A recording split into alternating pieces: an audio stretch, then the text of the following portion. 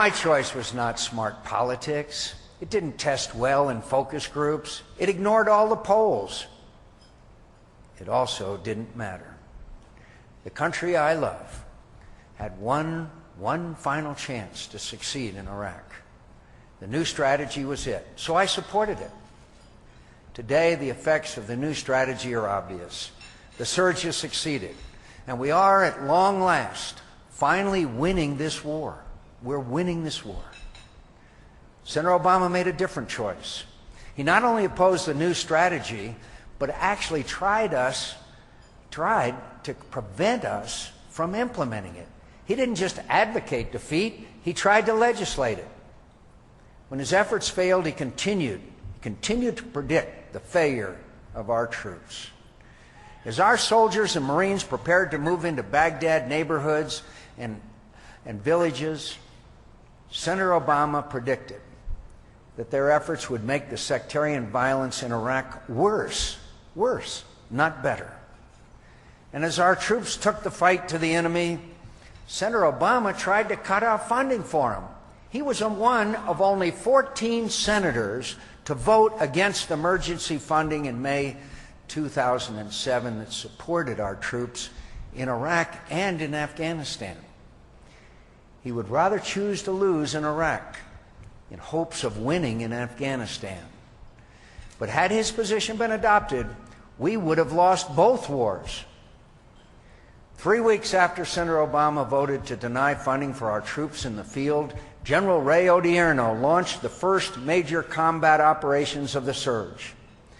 Senator Obama declared defeat 1 month later. My assessment, and I quote him, is that the surge has not worked and we will not see a different report 8 weeks from now, unquote. His assessment was popular at the time, but it couldn't have been more wrong. By November 2007, the success of the surge was becoming apparent. Attacks on coalition forces had dropped almost 60% from pre-surge levels. American casualties had fallen by more than half. Iraqi civilian deaths had fallen by more than 2/3. But Senator Obama ignored the new and encouraging reality. And I quote him again. Not only have we not seen improvements, he said, but we're actually worsening, potentially, a situation there. If Senator Obama had prevailed, American forces would have had to retreat under fire. The Iraqi army would have collapsed. Civilian casualties would have increased dramatically. Al-Qaeda would have killed the Sunni sheikhs who had begun to cooperate with us, and the Sunni awakening would have been strangled at birth. Al-Qaeda fighters would have safe havens from where they could train Iraqis and foreigners and turn Iraq into a base for launching attacks on Americans elsewhere. Civil war, genocide, and wider conflict would have been very, very likely. Above all, America would have been humiliated and weakened. Our military, strained by years of sacrifice, would have suffered a demoralizing defeat. Our enemies around the globe would have been emboldened. Terrorists would have seen our defeat as evidence America lacked the resolve to defeat them. As Iraq descended into chaos, other countries in the Middle East would have come to the aid of their favored factions, and the entire region might have erupted in war.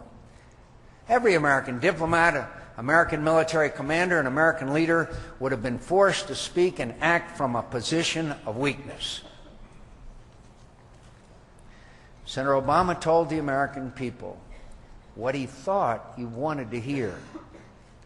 I told you the truth. From the early days of this war, I feared the administration was pursuing a mistaken strategy, and I said so. I went to Iraq many times and heard all the phony explanations about how we were winning. I knew we were failing, and I told that to an administration that didn't want to hear it. I pushed for the new strategy that has now succeeded before most people even admitted there was a problem.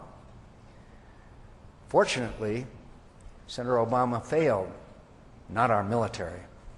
We rejected the audacity of hopelessness, and we were right. Violence in Iraq fell to such low levels for such a long time that Senator Obama, detecting the success he never believed possible, falsely claimed that he'd always predicted it. There have been almost no sectarian killings in Baghdad for more than 13 weeks. American casualties are at the lowest levels recorded in this war. The Iraqi army is stronger and fighting harder. The Iraqi government has met most of the benchmarks for political progress we demanded of them. And the nation's largest Sunni party recently rejoined the government. In Iraq, we are no longer on the doorstep of defeat, but on the road to victory.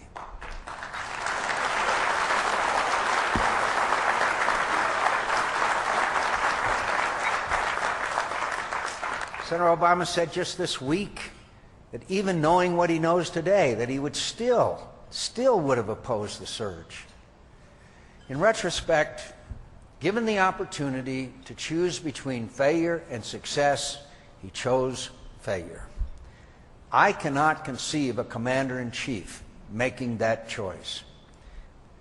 My friends, a new hope is rising in Iraq today. Across the country, Iraqis are preparing for upcoming provincial elections, and security has improved enough to permit the Iraqi government to begin seriously providing services and opportunities to the Iraqi people. This progress is encouraging, but it's reversible if we heed those who have always counseled defeat when they now argue to risk our fragile gains and withdraw from Iraq according to a politically expedient timetable, rather than the advice from the commanders who so brilliantly led this stunning turnaround in our situation in Iraq. I said that the surge has succeeded, and it has. That's why the additional surge brigades are almost all home. I said we can win, and we will. I'm confident we will be able to reduce our forces in Iraq next year, and our forces will be out of regular combat operations and dramatically reduced in number during the term of the next President of the United States. I think you know who I'm referring to.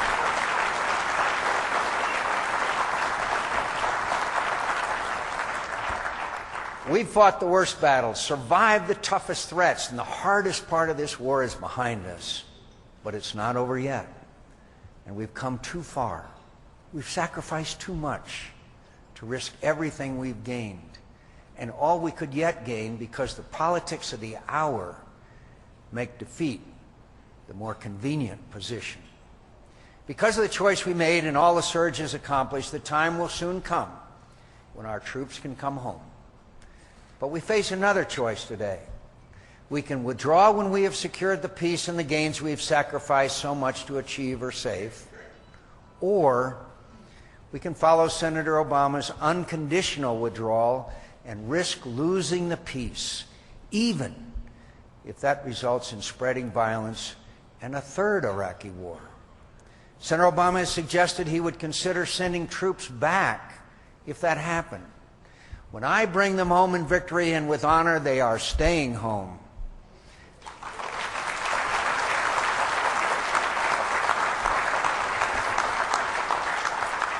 Senator Obama might dismiss defeat in Iraq as the current president's problem. Presidents don't lose wars.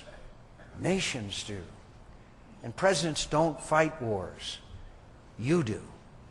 The men and women of the greatest fighting force in the history of the world. The sacrifices you've made deserve to be memorialized in something more lasting than bronze or in the fleeting effect of a politician's speeches. Your value, your devotion, have earned your country's abiding concern for your welfare. And when our government forgets our debts to you, it is a stain upon America's honor.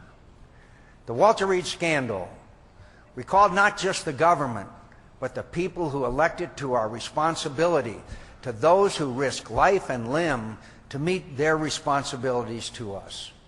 Those who have borne the burden of war for our sake must be treated fairly and expeditiously as they seek